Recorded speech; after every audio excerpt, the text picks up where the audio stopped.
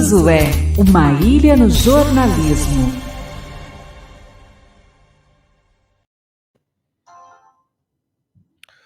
Muito bem, põe o Fábio conosco. Muito boa noite, Fábio Leite, bem-vindo ao Papo Antagonista, aí, nosso primeiro programa do ano, nós dois juntos aqui, você que faz parte dessa ilha do jornalismo, imagino que você não tenha tido a oportunidade de ir para nenhuma ilha. Não, prazer, Cláudio, estar aqui com você nesse ano, vamos trabalhar muito, feliz 2022 para você, para a audiência do Papo Antagonista. Semana passada eu estava aqui com o Diego, né, enquanto você estava descansando. Vamos lá, o ano promete. Eu fui para a ilha, e agora volto para a ilha do jornalismo. Vamos lá. Você assina a reportagem de capa, por favor, Daniel, coloque na tela o militar que peitou o Bolsonaro. Nós estamos falando do Barra Torres, né, o presidente da Anvisa. Por favor, o microfone é seu.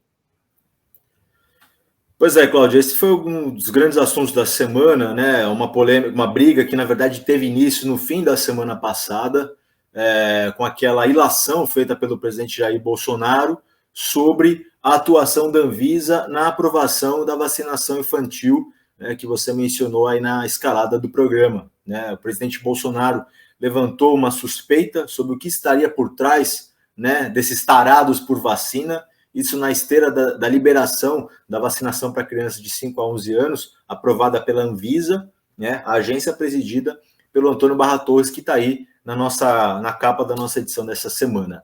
A gente traz nessa matéria, a gente pega essa briga e pega esse gancho, né, e traz um perfil do contra-almirante da reserva da Marinha, né, que é o Barra Torres, que foi colocado na Anvisa pelo presidente Jair Bolsonaro em 2019, assumiu na virada para 2020 o comando da agência, né? E logo no começo levantou muita suspeita ali, muita desconfiança internamente e também externamente no mercado farmacêutico e no meio político por conta das primeiras posturas ali, né?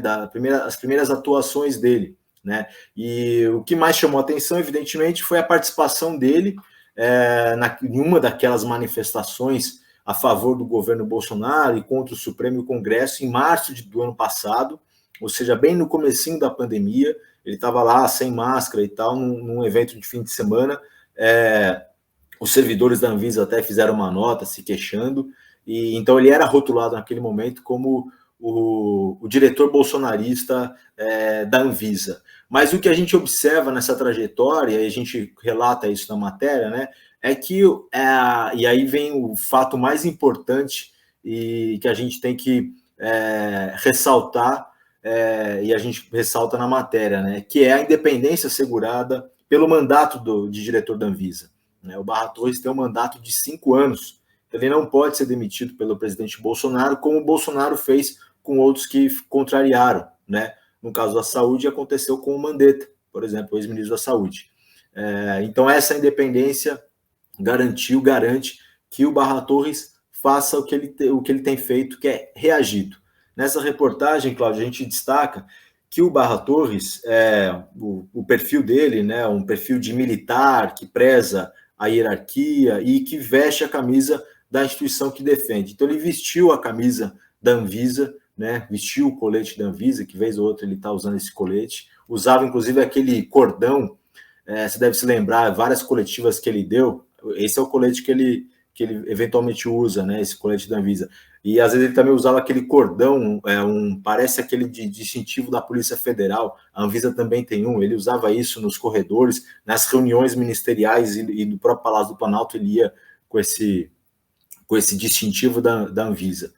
E ele sempre defendeu a Anvisa, e isso, de alguma forma, foi arrefecendo ali a desconfiança interna que tinha, ele ganhou o apoio interno, porque ele defendeu a Anvisa lá atrás, quando teve aquela polêmica suspensão dos testes da Coronavac, o pessoal deve se lembrar, né? Logo no comecinho, no fim do ano passado, de 2020, quando estavam rolando os testes, teve um caso de um óbito, que depois foi confirmado que era um suicídio, não tinha relação nenhuma, mas era um participante da pesquisa, houve a suspensão, a Anvisa alegou falta de documento, como tudo na pandemia, o assunto foi muito politizado e o Bolsonaro celebrou a suspensão do teste como uma vitória né, mais um dos inúmeros fatos lamentáveis ali, né, nessa pandemia.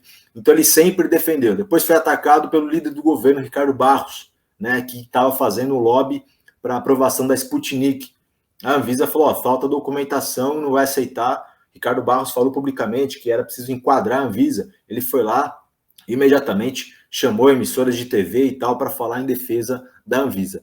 E agora vieram os piores ataques, né? Porque na virada do ano, enquanto o presidente, inclusive, estava passeando de lancha no Guarujá, e que criticando a Anvisa, os bolsonaristas atacando a Anvisa por conta dessa vacinação infantil, vieram uma série de ameaças né, aos dirigentes, aos diretores da Anvisa.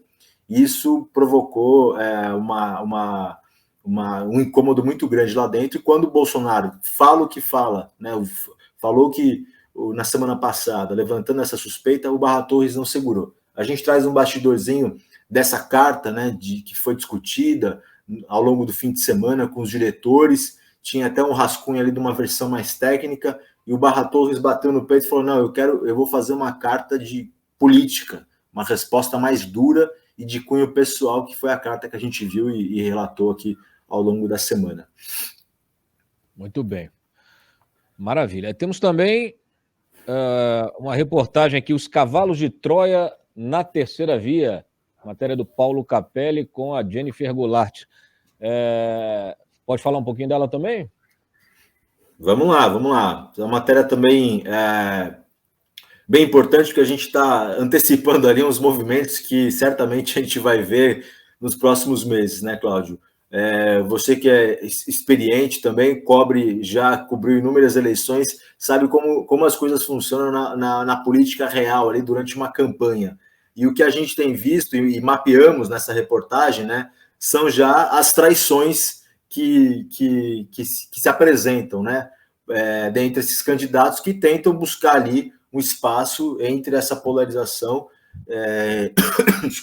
entre o Lula e o Bolsonaro. Então, a gente fez as análises aí das campanhas, das pré-campanhas, né, do Sérgio Moro, do João Dória, do Ciro Gomes, da Simone Tebet, que estão aí na capa, também do Rodrigo Pacheco, e vimos ali que tem várias lideranças dos partidos que já fazem campanha para o adversário ou que já sinalizam que não vão defender o candidato do próprio partido, né? Então tem dos dois lados, né? Tem gente ali do Podemos, do Sérgio Moro, que vai apoiar o PT, vai apoiar o Lula, né? Porque é do Podemos lá da Bahia, aliado do governador Rui Costa. Tem, né, filiado e partidário do Podemos que vai apoiar o Bolsonaro lá no Centro-Oeste. O principal, quem mais sofre com isso, sem dúvida alguma, é o João Dória, né? O PSDB completamente rachado, já antes das prévias, rachou ainda mais depois das prévias, em que ele derrotou o Eduardo Leite.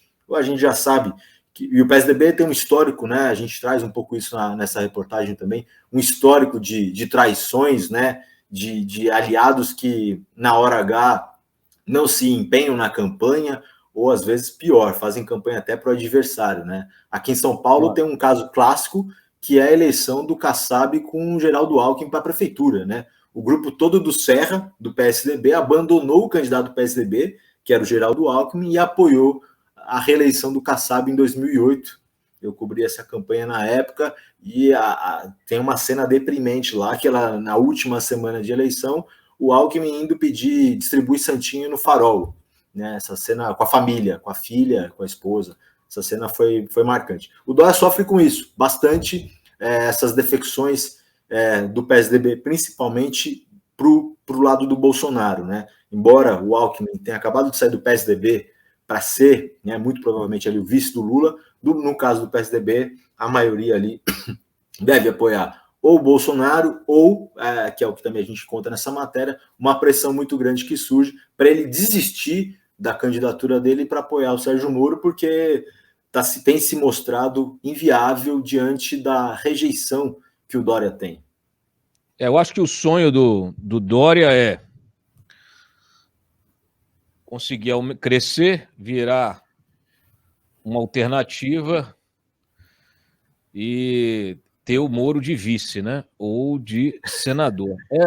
É curioso, assim, porque a gente sempre vem registrando desde o início, ainda antes da pré-campanha, em todas as entrevistas, o Moro sempre se disse disposto a abrir mão caso tenha um concorrente na terceira via com mais chances do que ele, né?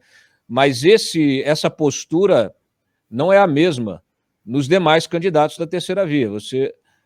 Claro que qualquer um que hoje já saia dizendo que pode desistir acaba afastando o eleitor, mas também, enfim, pega muito bem para a imagem do candidato, né, se ele se coloca realmente como, vamos dizer assim, como parte de um projeto maior, né, de uma frente que pretende romper com a polarização. Quando a gente vê, por exemplo, o Dória chamou lá o Moro, os dois se encontraram, tiraram uma foto, conversaram 40 minutos, tudo bem. Aí disseram que firmaram ali um pacto de não agressão. Aí você vai aí nas redes sociais, está lá o Rodrigo Maia, que integra hoje o governo do Dória, sentando o cacete, chamando o Moro de mentiroso. Logo o Maia, né? O Maia realmente tem muita...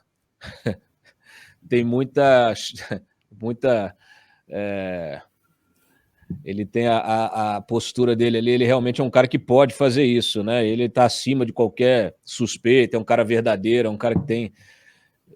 só lembrando que ele esteve comigo aqui, no programa lá no Gabinete de Crise, e prometeu, ainda em 2020, prometeu até o final da gestão dele como presidente da Câmara, colocar em votação a PEC da segunda instância, né? Prometeu, disse que ia fazer, gravado. Eu falei, pode gravar, tá gravado aqui, e não o fez, né? Não o fez. Então, assim, de mentiroso.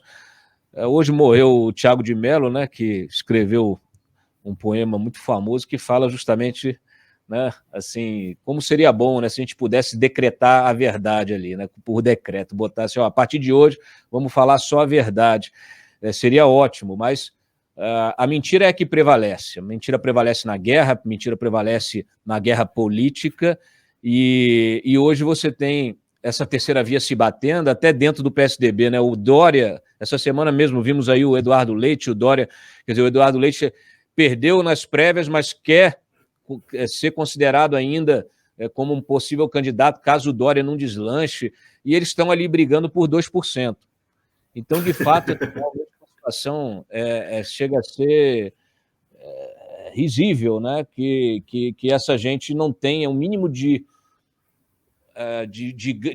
grandeza moral, né?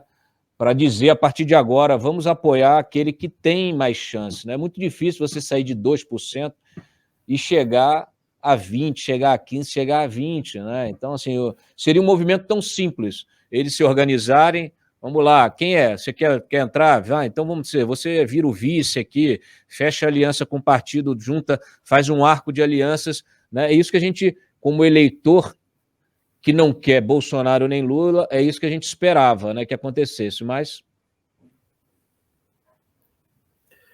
Pois é, todo mundo na hora do discurso, né, Cláudio, fala do projeto, tem que colocar o projeto para o país à frente das ambições pessoais e tal, mas na prática o que a gente vê é o que você acabou de falar, né? Essas ambições pessoais sempre são colocadas à frente.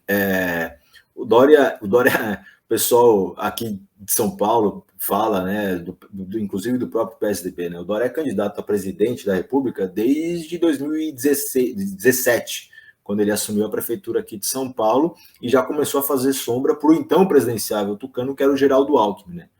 E agora, ele tem uma rejeição muito forte pelo fato de ter descumprido a promessa de cumprir os 4 anos de mandato na prefeitura de São Paulo, né, para disputar o governo contra o Márcio França, com o discurso de que era preciso evitar que o governo de São Paulo fosse para a esquerda, que o Márcio França era o Márcio Cuba, representava a esquerda, mas o Márcio França era o vice do Geraldo Alckmin, que era do partido dele. O Márcio França, inclusive, foi quem articulou a campanha, o arco de alianças da campanha do João Dória para a prefeitura de São Paulo. Então, quando foi útil, o Márcio França era um aliado e depois virou esse adversário. Foi uma eleição muito apertada em 2018 entre Dória e Márcio França. Tanto é que até hoje o Márcio França acha que ele pode repetir aquele desempenho e está forçando uma candidatura a governador de São Paulo. sendo que em 2020 ele foi muito mal na eleição para a prefeitura aqui da capital, né? Mas o João Dória é obstinado, é muito pouco provável, e se você fala com as pessoas do entorno dele, todo mundo reafirma isso, de abrir mão de uma candidatura é muito pouco provável, né? E pode ser que chegue um momento que também ele não acrescente mais nada, deixando de ser candidato para optar e ser vice do Moro, por exemplo, né? Enfim, e ele corre o risco de sofrer, a gente coloca isso também nessa reportagem, aquilo que ele fez com o Alckmin em 2018, porque fala-se muito aqui em São Paulo e que o candidato dele para governador, que é o atual vice-governador Rodrigo Garcia, que ele trouxe do DEM para o PSDB para ser o candidato, e foi esse gesto que acabou expulsando, né, levando a saída do Geraldo Alckmin. O Rodrigo Garcia não estaria disposto a levar uma candidatura, a carregar o Dória na campanha aqui em São Paulo. São Paulo é o maior colégio eleitoral, tem um peso muito grande, todo mundo quer ter um palanque muito forte em São Paulo, mas um candidato, um presidenciável que não decola, vira uma âncora, né? O Dória fez isso com o Bolsonaro porque o Alckmin estava indo muito mal nas pesquisas. E é muito provável que isso se repita agora com o Rodrigo Garcia querendo se descolar do Dória, porque o Dória não vai decolar, não decolou até agora, dá para dizer que não vai decolar, mas não decolou até agora e tem uma rejeição muito grande no próprio estado de São Paulo, uma rejeição pessoal, que ele está com uma dificuldade enorme de reverter. Eu tenho esperança que o eleitor vai despertar em relação ao Lula, já está despertando em relação ao Bolsonaro, e o que eu posso dizer? Eu posso dar pitaco, né, também. Eu pegaria o Dória e falaria assim, Dória, me apoia, você vai ser o nosso chanceler, vai vender o Brasil, porque ele vende muito bem, né, um marqueteiro de primeira. Põe o Dória no Itamaraty para ele correr o mundo e vender o Brasil, que o Brasil está precisando. Aí ele vai e se cacifa e recupera a credibilidade dele, melhora essa rejeição, baixa essa rejeição, né? Faz um trabalho que o credencie para uma disputa em 2026. Enfim, é melhor do que ficar essa brigalhada aí, né? Até porque tá ruim para ele. Porque é um negócio, o cara começa prefeito, termina no meio, vai para governador, termina no meio, aí fica parecendo que a vaidade é maior do que vamos dizer assim, justamente a motivação, né? O espírito público, né? A vaidade parece maior que o espírito público. E as pesquisas qualitativas do PSDB, Cláudio, apontam exatamente essa característica como o grande fator da rejeição, a vaidade e arrogância. São adjetivos que são reportados pelos pesquisados, pelas pessoas ouvidas pelo próprio partido. Então, eles estão tentando, de alguma forma... Imagina podendo usar de novo aquele pullover amarelo, né? Aquele suéter amarelo, né? Pode até vai para os países aí no inverno, vai bem vestido. Segue aí para a gente não perder tempo com conversa fiada. O perigoso jogo de Putin, né? Matéria do Duda aí falando sobre essa crise entre a Rússia e a Ucrânia. Pois é. Você já jogou War? Cláudio? Já joguei muito, nossa. Nas minhas férias de adolescente era um presente, era um tesão, era muito legal. Pois é, o Putin está jogando War com a Ucrânia, né? Ele está movendo pecinhas ali. O Duda conta isso nessa matéria, é uma matéria super completa, vale a pena conferir, vale a pena ler, porque o Duda explica tudo o que está acontecendo nesse impasse geopolítico que pode desencadear numa guerra. O Putin está mexendo as pecinhas do War dele ali no tabuleiro, colocando o exército ali na fronteira com a Ucrânia, numa questão de geopolítica muito, muito grave, né, com acenos ali de enfrentamento mesmo por parte do governo russo, né, por conta da aproximação da Ucrânia com a OTAN, essa pretensão da Ucrânia de entrar para a OTAN e se aliar de vez, né, com as democracias ocidentais, enfim, é uma matéria super completa, boa para entender o que está acontecendo, o que de mais importante está acontecendo no mundo nesses últimos tempos, né? e com o didatismo que é a marca do meu colega Duda Teixeira. E a entrevista da semana, já vou pular para ela, com Gilberto Kassab. A gente falou aqui do PSD, do Rodrigo Pacheco. Pois é, falando, temos o nosso timing, isso vindo de um político extremamente habilidoso, né? Você já entrevistou ele aqui, o Diego também, e nessa entrevista a gente apertou, né, o Paulo Capelli, que falou com ele, apertou o Kassab, porque muita gente, quase todo mundo, desconfia dessa candidatura do presidente do Senado, Rodrigo Pacheco, né? E chegaram a apontar até que o Kassab está tentando se cacifar ele próprio para ser visto Lula, e isso é o que ele descarta de vez. Isso ele descarta. Todo o resto ele deixa como uma possibilidade que ele vai decidir nesse título aí que a gente colocou, no timing dele, no timing do PSD, né? E o timing do Kassab, ele é muito, muito bem calculado, né? Vale lembrar que o Kassab era ministro da Dilma, né? E o processo de impeachment já acontecendo, a Dilma é derrubada e ele vira ministro do Temer logo na sequência. Então ele tem um timing assim muito astuto para essas definições.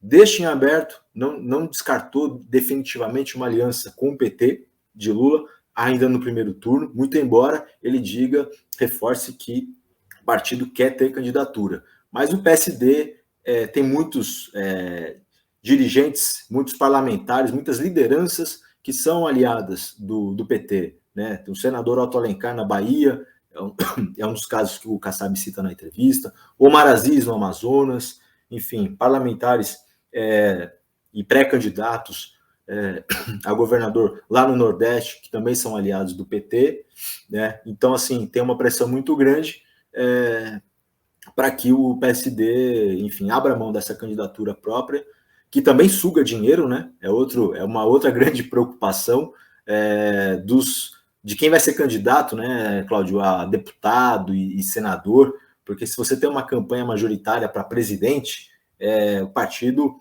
por mais, né, que o fundo eleitoral seja cada vez mais gordo, né, e mais robusto, e você disse aí na escalada que tem uma possibilidade até de aumentar e voltar para aqueles 5,7 bilhões, por mais que esteja sobrando dinheiro público para gastar em campanha, todo mundo quer uma fatia maior para sua campanha. E uma eleição, uma campanha presidencial, ela de fato suga. Por mais que ela não decole, que ela não vá adiante, né, com uma campanha de um Henrique Meirelles, por exemplo, ou de um próprio Geraldo Alckmin, né, que gastou muito dinheiro na campanha de 2018 e ficou com menos de 5%.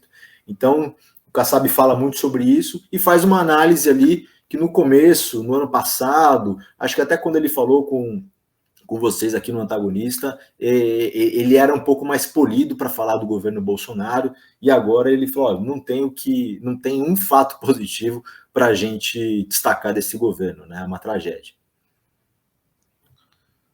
Ele não gosta muito do Moro, não, senão dava para fazer aí uma aliança também. Já estão querendo fazer aliança com a União, então já chama o Kassab também, faz com o PSD. O Kassab não podia falar muito, Fábio, porque o PSD foi o principal destinatário dos recursos das emendas secretas, né, do orçamento secreto. Então, ele não podia falar muito contra o Bolsonaro. Agora não, agora já é campanha, já tem fundo eleitoral aí, né? Vamos em frente. É isso então? Acabou? Lembrado.